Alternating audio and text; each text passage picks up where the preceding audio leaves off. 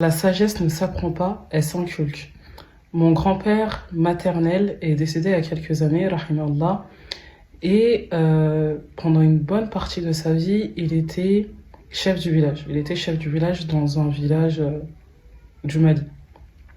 Et en tant que chef, il avait cette posture. Je l'ai connu, alhamdoulilah, l'histoire. Quand au Mali, en fait, quand il y a des situations qui sont désastreuses, quand il faut régler des conflits, quand il faut régler des problèmes dans les foyers ou dans la société de manière générale, il faut faire intervenir quelqu'un. Très souvent, la personne qu'on fait intervenir, c'est le chef du village. En tout cas, avant, ça fonctionnait comme ça. Et quand il y avait vraiment des gros conflits entre villages ou entre des grosses familles et qu'il fallait les régler, on faisait appel à lui.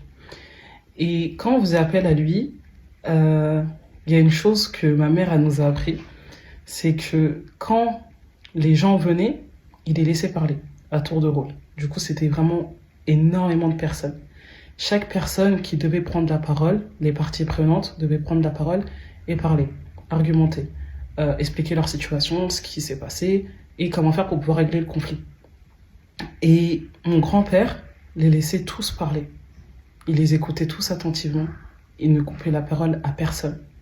Et c'est à la fin, une fois que tout le monde a parlé, qu'il prenait la parole.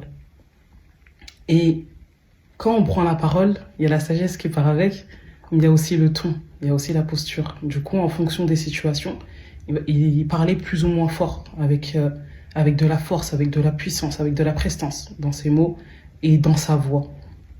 Et pareil, du coup, quand ma mère elle nous le racontait, c'était exactement pareil. C'était exactement, quand il parlait, c'était comme ça. Quand il parlait pas, c'était comme ça. Comment il se tenait, comment les gens ils le regardaient, comment lui il regardait. Et je me suis dit, en fait, c'est ça la sagesse. La sagesse, ça ne peut pas s'apprendre comme une compétence. Ça s'inculque. C'est quelque chose qu'on fait délibérément avec les personnes qu'on admire, qu'on regarde et qu'on se dit, ah ouais, elle, c'est la sagesse. Elle a de la sagesse et je veux m'imprégner d'elle. Et cette sagesse-là, déjà, il y a 3 leçons dans cette vidéo. Il y a premièrement déjà la sagesse, comment on l'apprend, comment elle s'inculque.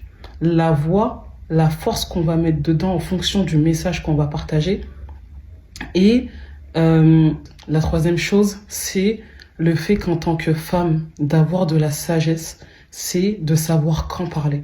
C'est de savoir quand utiliser sa voix. C'est de savoir à quel moment lui donner de la poigne, à quel moment lui donner de la force et de l'importance.